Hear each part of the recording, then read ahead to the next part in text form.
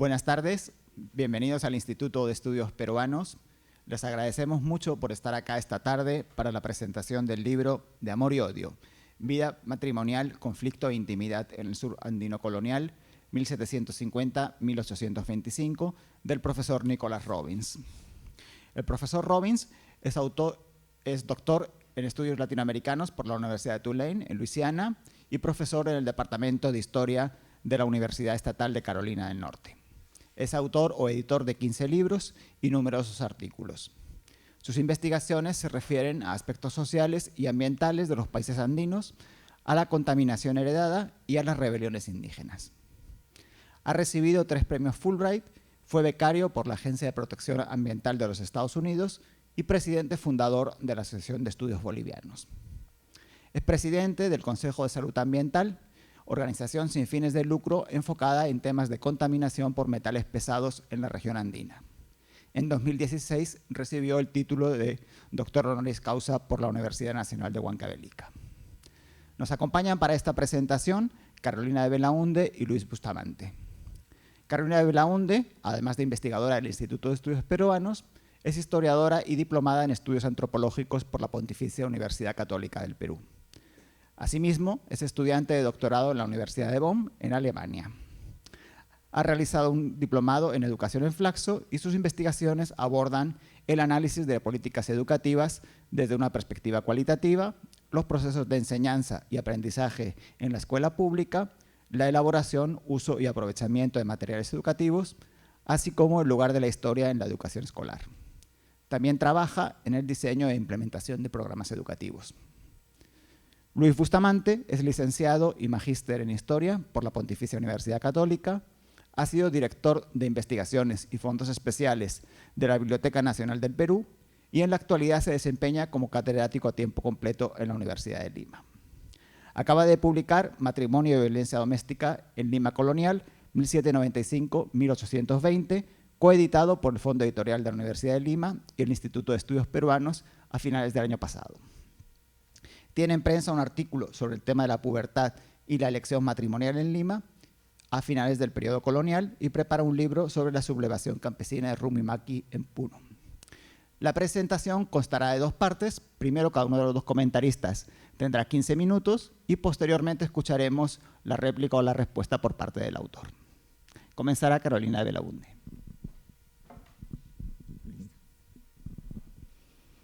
Gracias, Raúl.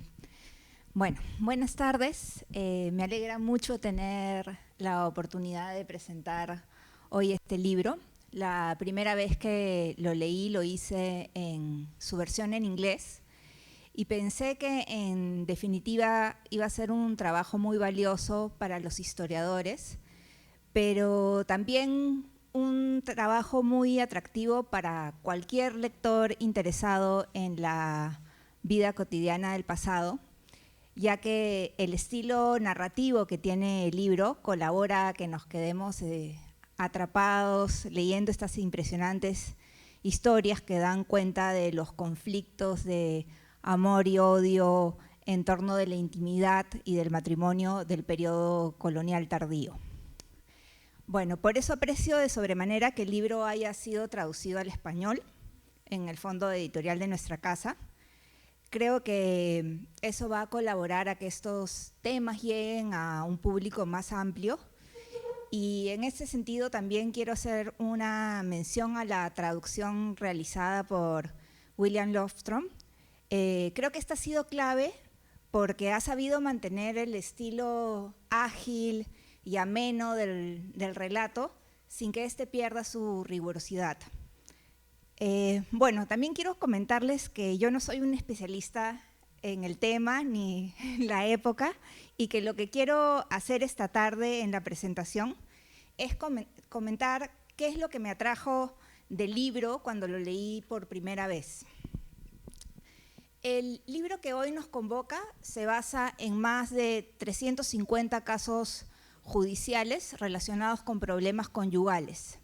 Se trata principalmente de casos de divorcio y de anulación conyugal motivados por abusos, adulterios y otras relaciones que en la época se conocían como ilícitas. ¿no? Presentados todos en los tribunales eclesiásticos entre 1750 y 1820, y a partir de un intenso trabajo documental se muestran los esfuerzos que hace la Iglesia y la corona para restringir la intimidad con una serie de normas patriarcales. A pesar de la imagen de una sociedad rígida en términos morales, existieron espacios legales alternativos en los que se muestra cómo los esposos y las esposas maniobran para reforzar o romper sus vínculos. El libro de Robbins tiene varios aspectos que vale la pena resaltar, ¿no? Por un lado, podemos ver cómo a partir del estudio de la intimidad conyugal en una zona específica, en este caso el sur andino, en el actual territorio que incluye Bolivia y partes de Perú, Argentina, Chile, Paraguay y Uruguay, se desarrollan, por ejemplo, vínculos entre el poder local y el poder imperial, ¿no? Por otro lado, como ya hemos mencionado también, destaca el amplio trabajo documental, que a partir de expedientes legales, integrado por correspondencia personal, fallos, sentencias, etcétera, nos muestra casos de estudio que reconstruyen los impactos de la implementación de las políticas borbónicas. Los casos estudiados exploran las transformaciones políticas y sociales en las que aparecen historias locales de resistencia y acomodación al orden establecido. Y a estos temas se añaden otros que hacen que el libro de Robbins sea una contribución a los estudios sobre el periodo colonial tardío y se sume a la literatura que nos muestra la tensión en el reformismo borbónico de finales del siglo XVIII. Pero esta tarde yo me quiero centrar en otro de los aspectos que me pareció sumamente valioso en el trabajo, y es en el rol de la mujer y en las relaciones de género, entendidas estas como el papel que las mujeres y los hombres tienen en una sociedad determinada en relación con el otro y con los miembros del sexo opuesto. Para ello, recordemos primero cuál es el contexto en el que se dan estas relaciones. Como sabemos, el clima generalizado durante la era borbónica era un clima de descontento. Es bien conocido los conflictos entre la Iglesia y el Estado, entre las élites locales y las peninsulares, así como también el disgusto que tenía la población generado por la mayor presión fiscal y las restricciones comerciales. Ahora bien, en el ámbito de la intimidad y del matrimonio, las políticas borbónicas establecieron la Real Pragmática, dictada para América en 1778. Esta legislación resulta muy importante porque durante estos años vamos viendo el surgimiento de nuevos grupos enriquecidos. Por ejemplo, el caso de los comerciantes, ¿no?, que van a reclamar una posición en la sociedad, ¿no? En general se buscaba la movilidad social y eso trajo muchas quejas acerca de que este tipo de dinámicas sociales estaban haciendo peligrar el orden estatal. Como señala Conetze, se consideraba que, cito aquí, la unión entre personas de esferas y condición muy desigual significaba un desorden que quitaba el lustre de las familias más nobles y turbaba el orden de la república. Esto, en otras palabras, era que casarse con personas de menor rango, ya sea social o económico, era mal visto y era muy negativo para las familias, ¿no? En general se rechazaban las mezclas entre los grupos sociales. Como sostiene Stolke, se buscaba conservar la posición económica y sobre todo la social en clave de linaje, frenando el ascenso de las castas. Si bien en la pragmática lo relevante fue lo racial, en el Perú estudios como los de Lavallée han mostrado que en los juicios no son muchos los demandantes que apelan a esta desigualdad racial en sus matrimonios. Los argumentos más frecuentes son más bien de índole económica, pero a pesar de ello, como menciona Lavallée, detrás de estos se escondían motivos más bien raciales, ¿no? Entonces, la pragmática y los edictos que luego se van a relacionar a esta, intentaron actuar en contra de las transformaciones y la incipiente movilidad social de la época, aumentando el poder de los padres y fomentando la unión entre iguales. Así, las leyes comienzan a ponerse cada vez más restrictivas. Interesantemente, el libro de Robbins nos muestra cómo las mujeres del finales del 18 y principios del 19 utilizan diversos mecanismos para lidiar con este contexto y eludir la reafirmación del poder paternal patrocinado por la Iglesia y el Estado, ¿no? En el libro de Amor y Odio nos encontramos con historias de parejas que presentaron demandas para desafiar o limitar la autoridad patriarcal. Por ejemplo, mujeres que buscan vencer la resistencia de sus padres al matrimonio elegido por ellas, haciendo uso del matrimonio furtivo, quedando embarazadas o comportándose de acuerdo con lo que en la época se conocía como inmoral. Madres solteras o abandonadas que acudieron a los tribunales para detener los matrimonios no deseados o anularlos.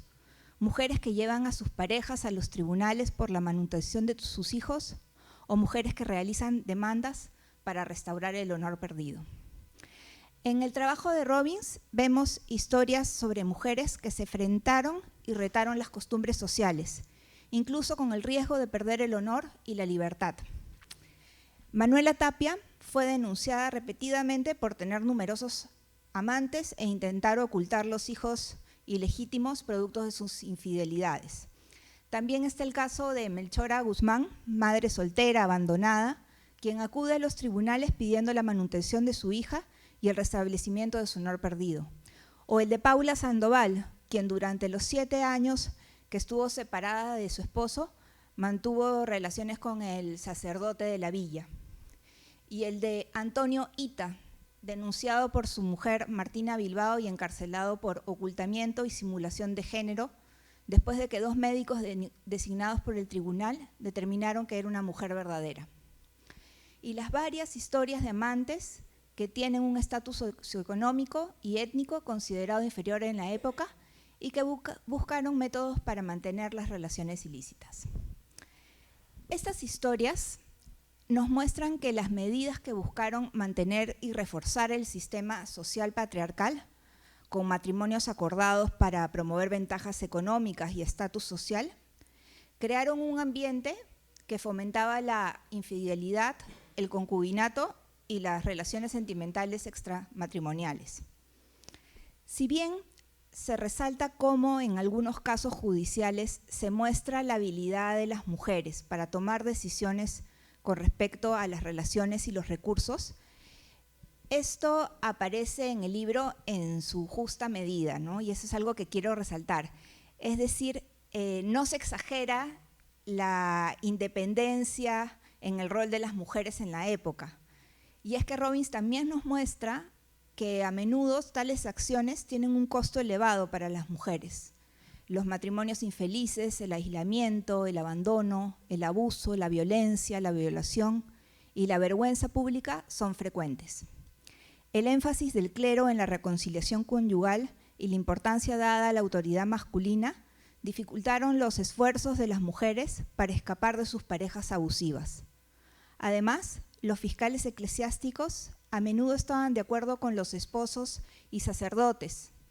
Así, a las mujeres se les exigía un nivel de moralidad más elevado. Los jueces castigaban a las mujeres con más dureza que a los hombres, ordenando o aprobando el confinamiento de esposas e hijas en hogares aislados. Entonces, para terminar, creemos que el libro de Robbins plantea muy bien la paradoja que se da en la sociedad tardía colonial, en la que vemos mujeres con cierta agencia para denunciar, reclamar y desafiar las reglas, pero en una sociedad donde hay roles de géneros rígidos y se busca aumentar el poder masculino. Creemos que el libro de Robbins desarrolla e ilustra muy bien estas complejidades y además colabora, en línea de los últimos estudios, a posicionar a las mujeres como actores sociales en la historia y a dejar atrás el discurso que, como dice Scott, niega la visibilidad a las mujeres en el discurso histórico y perpetúa su subordinación y su imagen de receptoras pasivas de las acciones de los demás. Gracias.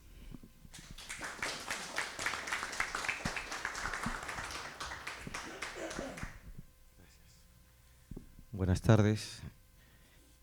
Agradezco al IEP por la oportunidad de poder comentar este libro, este maravilloso libro de Nicholas Robbins, que a continuación paso a comentar, ¿no?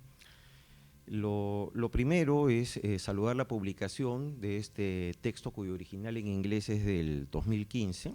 El escenario de análisis, como ya se ha señalado, es la audiencia de Charcas, y el marco temporal es el correspondiente al reformismo borbónico, la crisis colonial y la época de la independencia. Y saludo este magnífico libro porque se suma a la todavía exigua lista de publicaciones dedicadas a examinar la vida privada y la vida cotidiana de las naciones andinas. Están los trabajos de Cristiana Borchardt de Moreno, de Chad Black, de Kimberly Goderman para Ecuador, de Clara López Beltrán, Eugenia Bridiquina, Ana María Presta para el caso de Bolivia, María Emma Manarelli, Bernard Lavallée, el famoso artículo de Flores Galindo Chocano, el trabajo de Boris Tavish para Perú, pero a pesar de esto es insuficiente. Y creo que además es un libro valioso porque utiliza muchos materiales latinoamericanos, entendiendo que la problemática reseñada para Charcas es de alguna manera una problemática continental, ¿no? No es solo del Alto Perú. Hay en el libro de Robbins en principio una perspectiva estructural, perspectiva que sirve para describir ciertas prácticas y costumbres que eran más frecuentes de lo que en teoría debía ser.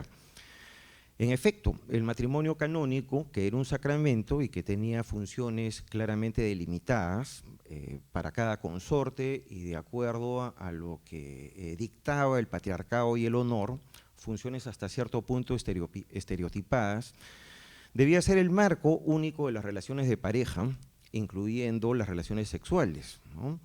Se suponía que estos matrimonios en teoría debían ser armónicos porque surgían del libre consentimiento y presuntamente del amor, y porque encajaban dentro de una moral matrimonial estrechamente vigilada. En teoría no debían haber conflictos, pero la realidad que nos muestra el texto de Robbins es otra. Matrimonios surgidos de la imposición o instigación, esposos ausentes, relaciones ilícitas de larga duración, ilegitimidad, promesas matrimoniales incumplidas, bigamia, sevicia, etc. Sobre esta base estructural, el libro aterriza para penetrar en el terreno, en la coyuntura del reformismo borbónico y sus políticas, y demostrar que el programa monárquico no solo fue un programa administrativo, económico o político, como usualmente se ha creído o se ha trabajado. El absolutismo borbónico buscó enfrentar la realidad finisecular del 18, una realidad que desde el punto de vista de la intimidad se muestra disfuncional y atestada de ofensas, entre comillas, a Dios y de distancias marcadas entre lo que se esperaba y lo que realmente ocurría. Estamos entonces ante un programa destinado también a combatir los desórdenes domésticos y los excesos, a controlar el matrimonio y la conflictividad derivada de ello. Y este es uno de los méritos del libro de Nicholas, examinar la implementación de las políticas tardías del Imperio Español referidas al matrimonio y la intimidad, así como su impacto en la gente y cómo fueron resistidas o utilizadas, con el añadido de haber empleado casos provenientes de documentación contenciosa, tanto del fuero civil como del fuero eclesiástico, todo lo cual nos ha permitido ilustrar el quehacer cotidiano de la gente. Ahora bien, el libro nos demuestra el libro lo que nos demuestra es que a este respecto la modernización borbónica fracasó. Y fracasó, pues muchos de los problemas mencionados no solamente no desaparecieron, sino que aumentaron y se visibilizaron. Muchos resultados son contradictorios, irónicamente, pues debía ponerse fin a las uniones libres, pero estas no siempre eran denunciadas y continuaban. Debían controlarse, mejor dicho, evitarse los matrimonios desiguales, y hasta cierto punto esto se logró, pero la norma en cuestión, la pragmática sanción de 1776, ocasionó un cúmulo de juicios por oposición matrimonial, estimulando la litigiosidad, ¿no? Por otro lado, debían controlarse los adulterios, debía controlarse la sevicia, pero en general estos aumentan precisamente por el tema de la litigiosidad, ¿no? En general, como dice Robbins, cito, los esfuerzos destinados a reafirmar el patriarcado en Charcas de la colonia tardía, en realidad exacerbaron las tendencias que pretendían revertir. Al mismo tiempo, el trabajo de Robbins nos muestra una realidad que trasciende el ámbito de lo doméstico y lo íntimo, o en todo caso, lo subvierte.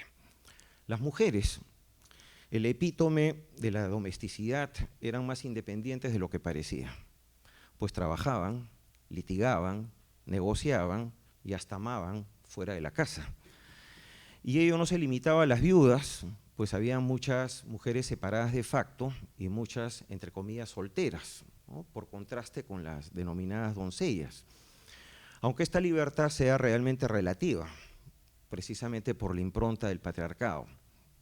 Por otro lado, los testigos de los conflictos judicializados eran muchas veces los esclavos, los sirvientes, los vecinos, los clientes de los negocios, y todos ellos, entre comillas, oían, veían, comprobaban, intervenían, y en general pertenecían a diversos segmentos sociales y étnicos. Me pregunto, ¿había verdadera intimidad si tomamos estas y otras consideraciones? La casa como prolongación del taller, la casa habitación dentro de una vecindad o callejón, la autoridad municipal vigilando o interviniendo en nombre de la moral pública y la ley. Estos ejemplos y otros no muestran la permeabilidad de la frontera entre lo público y lo privado. En esta misma línea, la participación de curas, jefes militares, maestros artesanos y otras autoridades laborales, fiscales, escribanos, jueces, priores y prioras, etcétera, en los entuertos conyugales y extraconyugales y en las discordias paterno-filiales, ¿no constituyen acaso un decorado secundario en la trama de relaciones humanas que examina el autor? Me parece que sí, ¿no?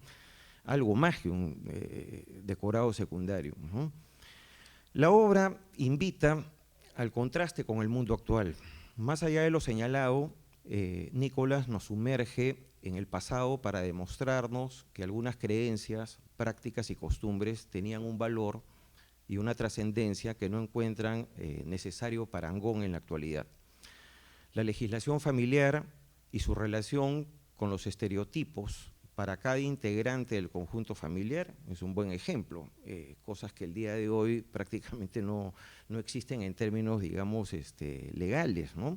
La importancia del honor, algo que pareciera el día de hoy un fósil, ¿no? En contraste con el siglo XVIII. La importancia del honor a lo largo de la época colonial, tomando en cuenta el género y las diferencias jerárquicas, pero tomando en cuenta también los cambios que el honor experimenta en el siglo XVIII. Asimismo, la figura del recogimiento y o depósito para las mujeres en conflicto familiar, es decir, las mujeres que llevaban sus penurias a los estrados judiciales, usualmente iban a parar a un monasterio o un beaterio, ¿no? Y esto no existe el día de hoy, ¿no? La relevancia que hoy tienen los que antes tenían los tribunales eclesiásticos de justicia, en donde se iniciaban los litigios tales como las anulaciones, los divorcios. Y por supuesto está el patriarcado, ¿no? Que en el contexto del siglo XVIII, que es un contexto de reformismo, de aumento poblacional, de migraciones, de desarrollo de la economía de mercado, etcétera, va a ser puesto en tela de juicio. Va a ser puesto en tela de juicio por muchas mujeres y también por algunos ilustrados, en el sentido no de cuestionar la autoridad patriarcal necesariamente, mas sí de renovarla sobre la base de una mayor flexibilidad en la relación hombre-mujer, incorporando criterios de sensibilidad propios del 18, el sentimentalismo propio del 18, y criterios de racionalidad relacionados con los nuevos roles que los intelectuales ilustrados venían postulando. La idea, por ejemplo, de un varón trabajador, disciplinado, consciente, ¿no? Este cuestionamiento, sin embargo, chocó con las propuestas monárquicas orientadas a reforzar el patriarcado tradicional, como lo demostró la promulgación de la pragmática. En conclusión, un contexto de crisis, contexto en el que se desenvuelven las personas de carne y hueso que examina el libro de Nicolás, ¿no? ¿Y qué conclusiones podemos sacar de todo esto, ¿no? Primero, las relaciones de pareja, la intimidad, se logró a menudo infringiendo las normas civiles y eclesiásticas. Por ello, el amancebamiento, las relaciones extraconyugales y los matrimonios clandestinos, pues los matrimonios fueron en la mayoría de los casos fruto de la obligación o del arreglo. 2. El desencuentro entre la normatividad y la praxis social, la distancia entre la ley y la realidad, como lo demuestran los hechos antes mencionados, pero también las promesas matrimoniales incumplidas, la ilegitimidad, los hogares dirigidos por mujeres abandonadas y solteras, la tolerancia hacia la infidelidad, sobre todo la masculina, en fin. 3. La presencia de curas con amantes y con familia, así como de militares transgresores protegidos por su fuero, el fuero militar. 4. El contraste entre la actitud más laxa de la Iglesia respecto del matrimonio, porque la Iglesia promovía el libre consentimiento, lo que permitió además otorgar dispensas a los futuros cónyuges e irónicamente explicar la mayor tolerancia hacia los matrimonios clandestinos. Y por otro lado, el papel del Estado desde la pragmática sanción, un papel caracterizado por la oposición al matrimonio basado en la libre elección, ¿no? Y por ende en la posibilidad de afecto mutuo, en aras todo esto de fortalecer la autoridad patriarcal y la endogamia social y racial, ¿no? Aunque yo tengo algunas dudas sobre esto que ya después las mencionaré, ¿no? Quinto, la idea de fortalecer el poder del padre en la selección del cónyuge generó matrimonios forzados o arreglados que probablemente fueron más abusivos por estar manchados por la infidelidad o porque terminaron con el abandono del hogar, ¿no? En fin, lo anterior condujo a la litigación judicial en los tribunales civiles, militares y eclesiásticos con el fin de castigar al infractor, anular al cónyuge, anular el matrimonio o buscar la separación legal, el divorcio. Aunque en muchos casos esta separación terminó siendo una separación de facto y generando por tanto mayor independencia en la mujer. Pero no solo el adulterio fue causal de divorcio, lo fue también la violencia, que aunque era social y legalmente aceptada, suponía muchas veces un exceso que terminó siendo denunciado, ¿no? Aunque yo también tendría algún reparo en este sentido, porque he constatado a través de mis investigaciones que algunas mujeres denunciaron sin que necesariamente haya exceso. Pero bueno, eso lo podremos ver tal vez más adelante, ¿no? Por último, dos cosas finales, ¿no? La importancia que tiene la documentación contenciosa, los juicios, ¿no?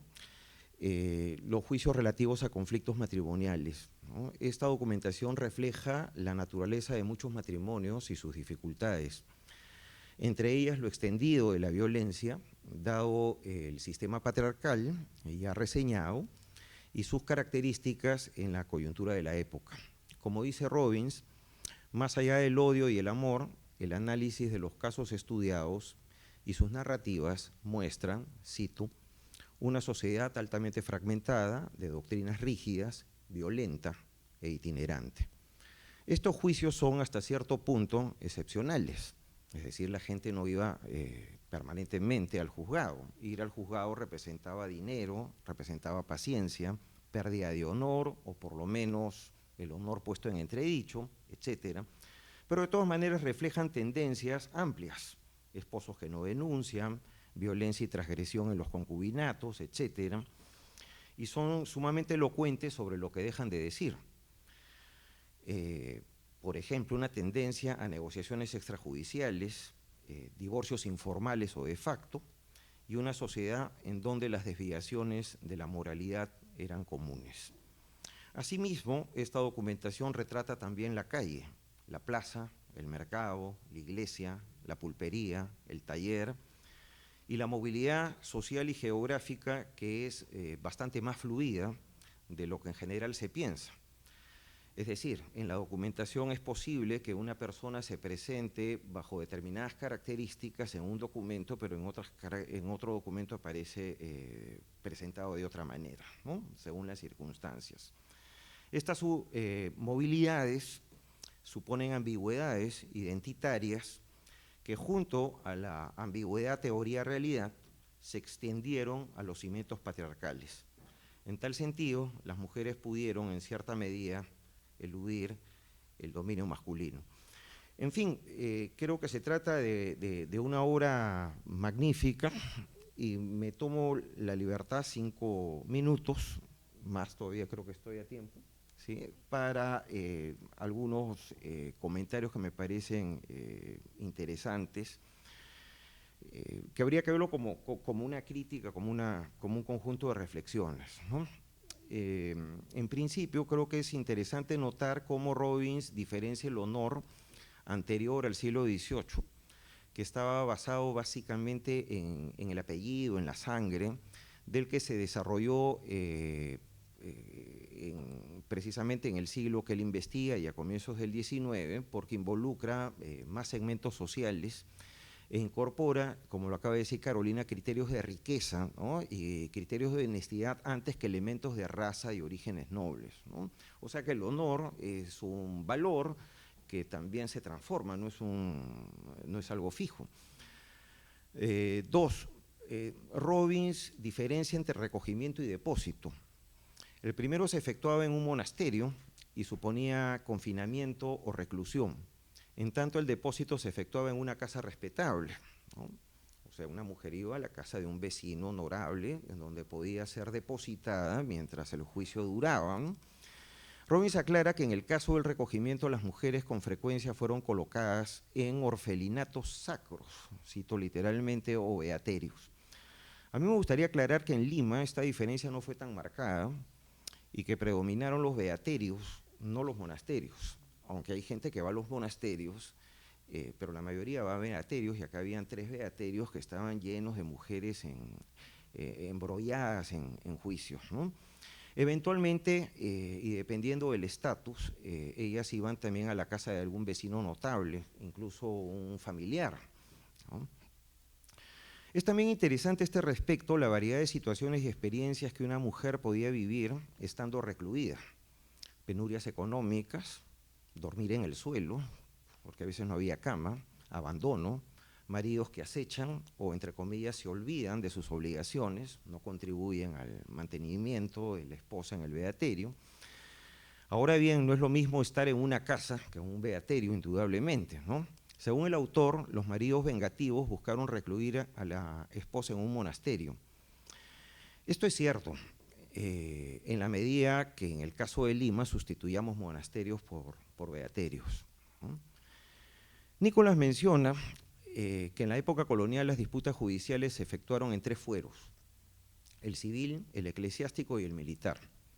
Es un aporte significativo que ello se señale, al igual de que no podía haber interferencias entre los 3 fueros y que era necesaria la cooperación entre los jueces.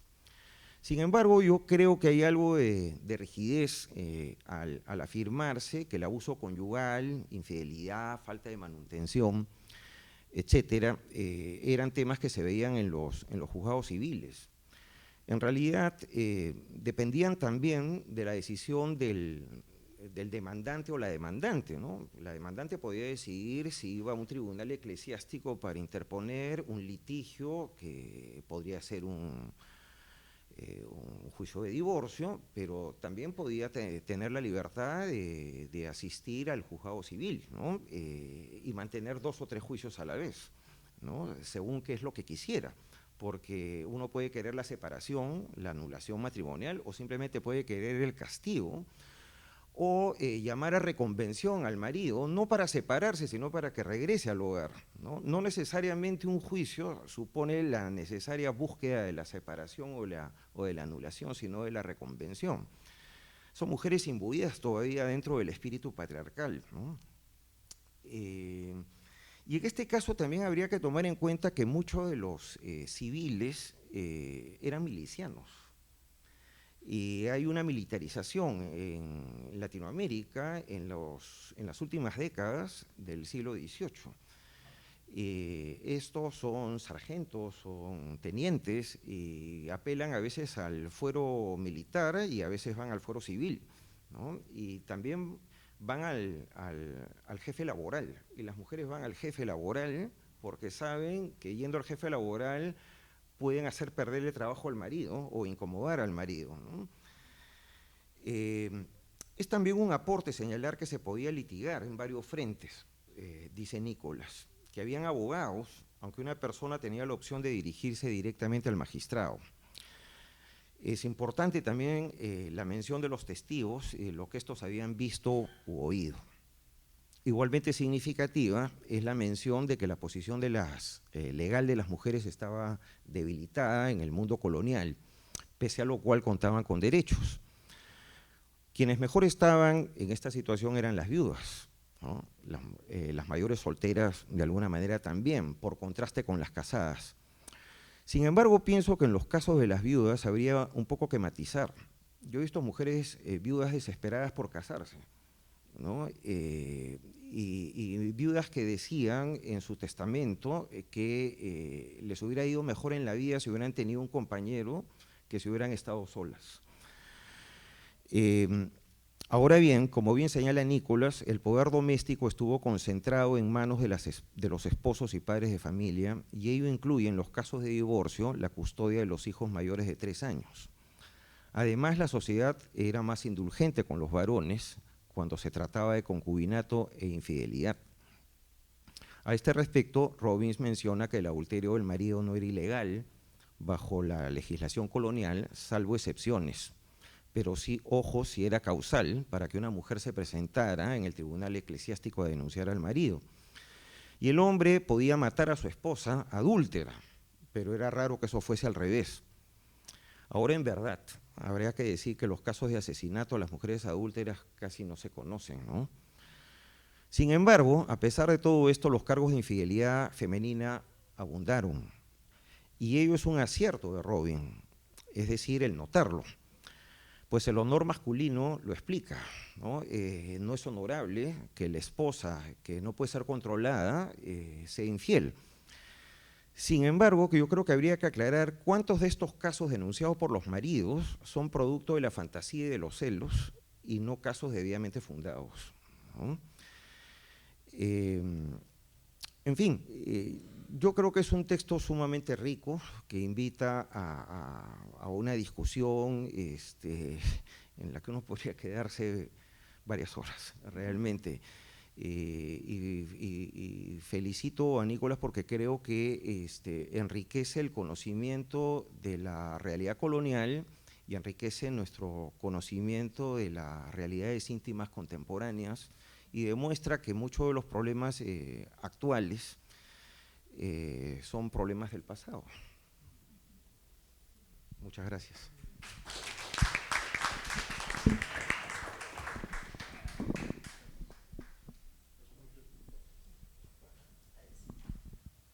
Pues muchas gracias a todos por venir y gracias a Raúl Hernández y Carolina Beluinde y Luis Bustamante por sus comentarios tan perspicaces y también a Ludwig Huber por su apoyo y por supuesto el fondo editorial del IEP.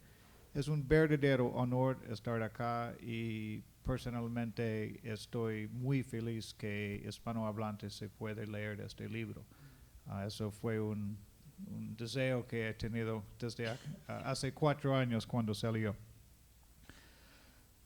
Cuando empecé este proyecto, yo tenía una concepción de la sociedad colonial andina basada en una idea, puedo decir, tradicional de una sociedad en donde tenía mucho peso la influencia moral de la Iglesia.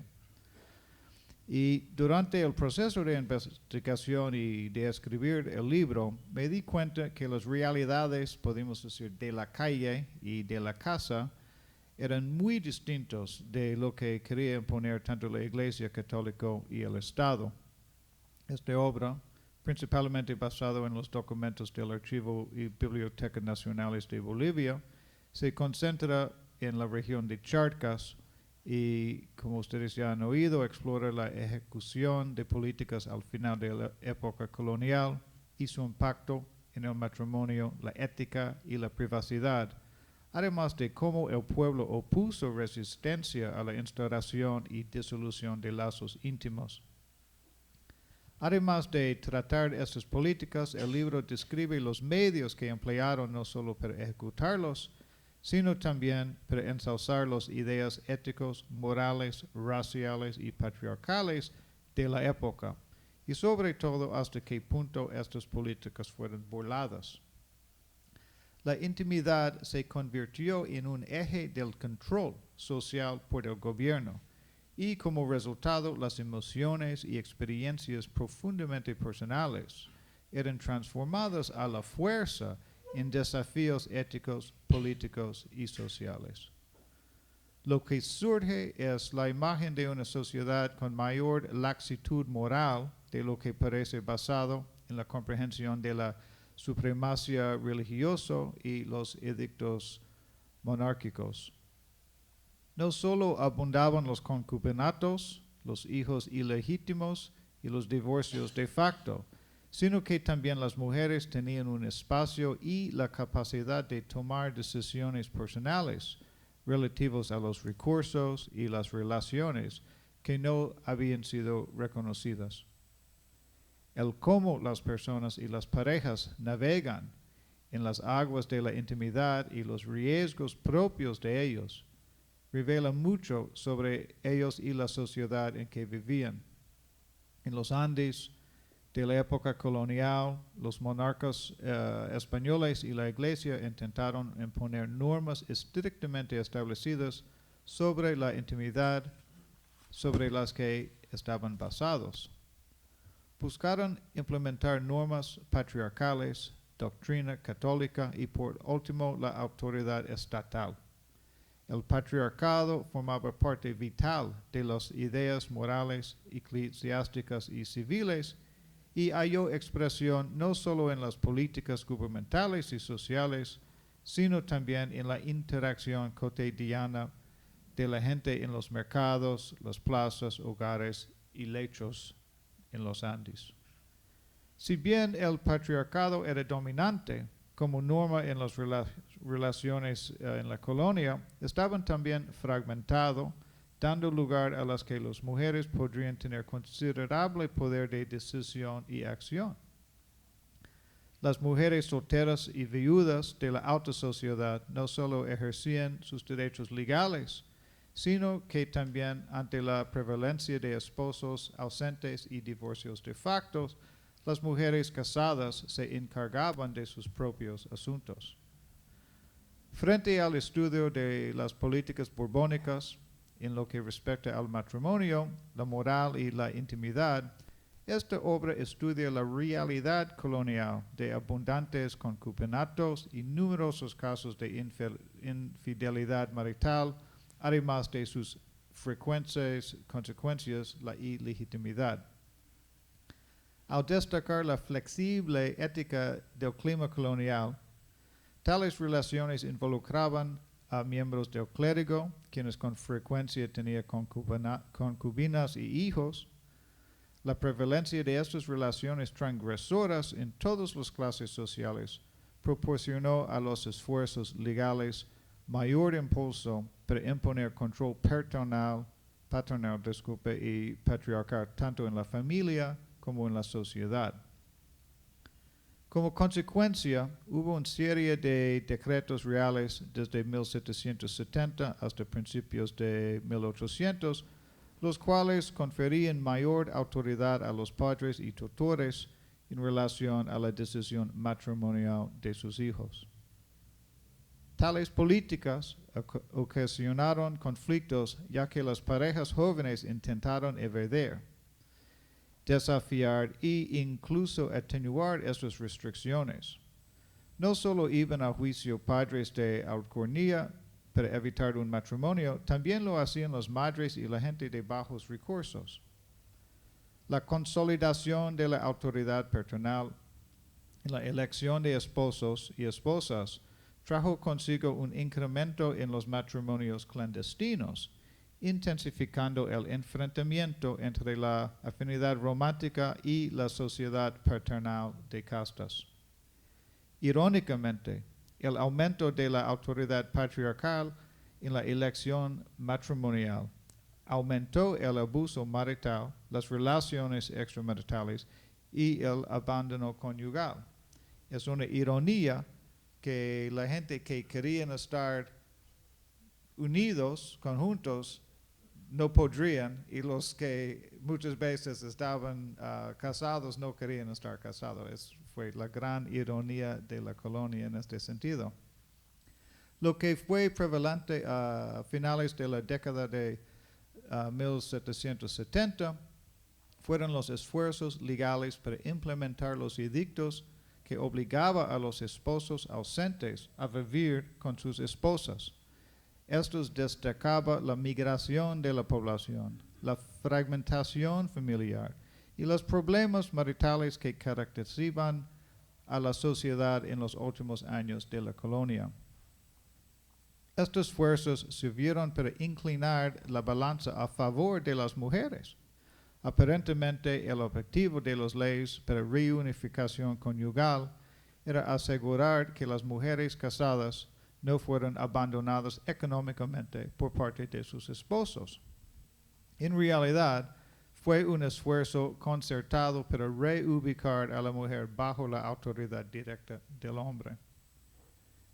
La aplicación de estas leyes de reunificación marital era irregular en la mayoría de los casos.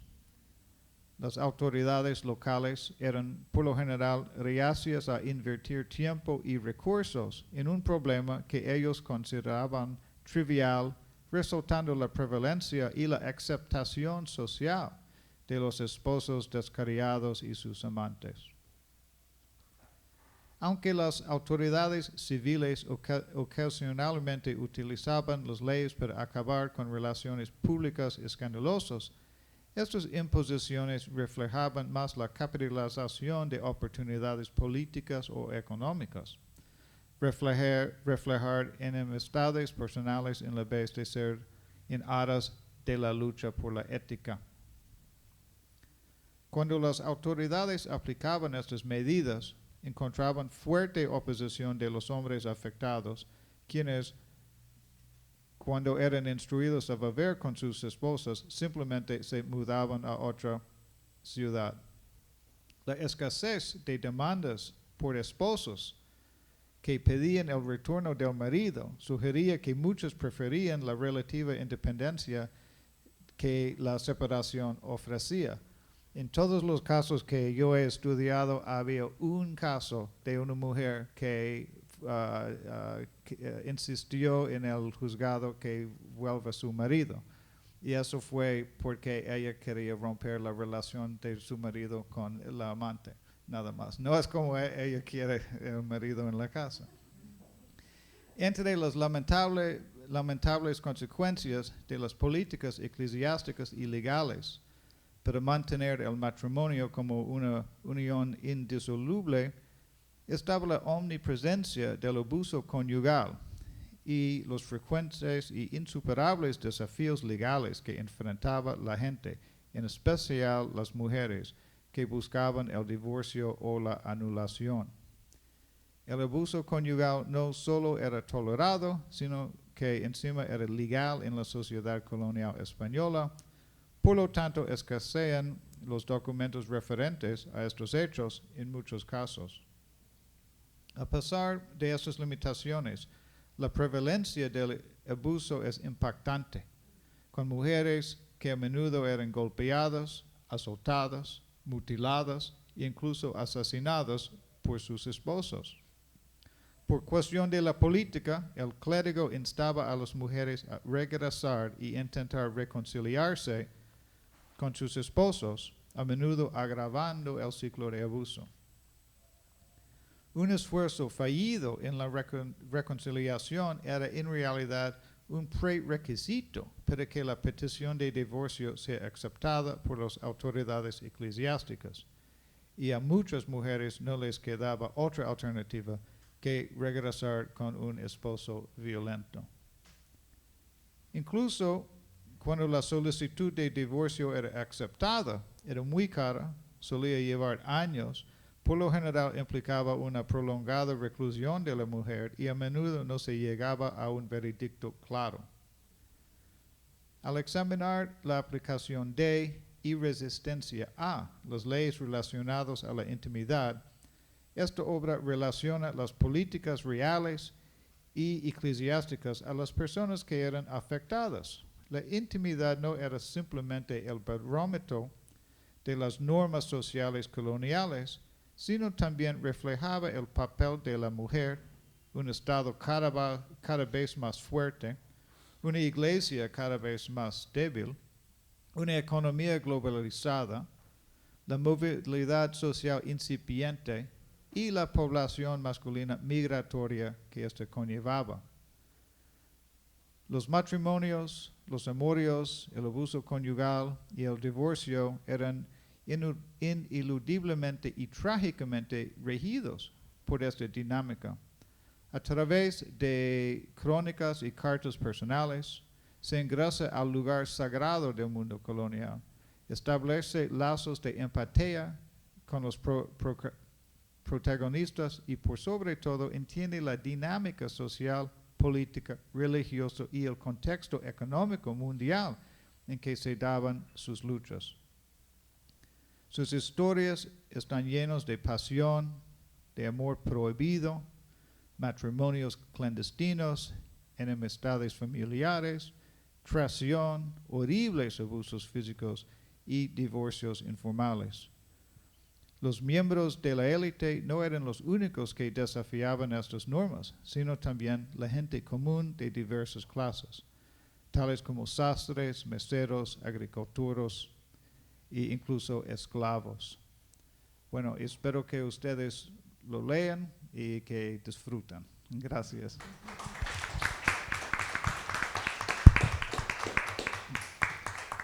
Muchas gracias, Nicolás. Muchas gracias, Carolina, Luis. El libro está recién salido, llegó de la imprenta hace unos días. Lo pueden encontrar afuera a precio especial de presentación. Es un libro, como ya han dicho todos los expositores, todos los presentadores, muy entretenido de leer, está brillantemente escrito. Si ustedes lo leen, no solamente van a aprender mucho sobre la sociedad colonial, sobre una visión mucho más matizada y compleja de las relaciones personales durante el final de la colonia, sino que además van a disfrutar también leyendo las historias de amor y de odio que contiene el libro. Ahora, para terminar la presentación, los invitamos a salir y a tomar un vino mientras podemos conversar con el autor y los expositores. Muchas gracias.